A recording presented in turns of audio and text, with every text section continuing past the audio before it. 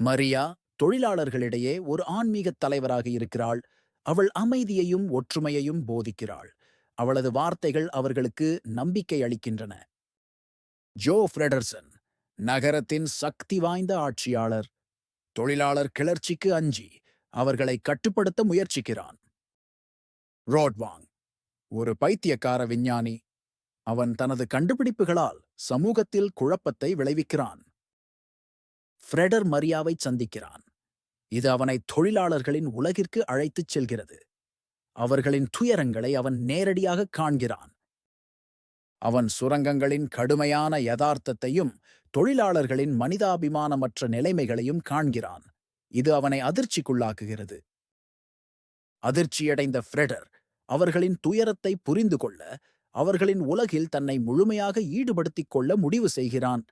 இது அவனது மனமாற்றத்தின் ஆரம்பம்.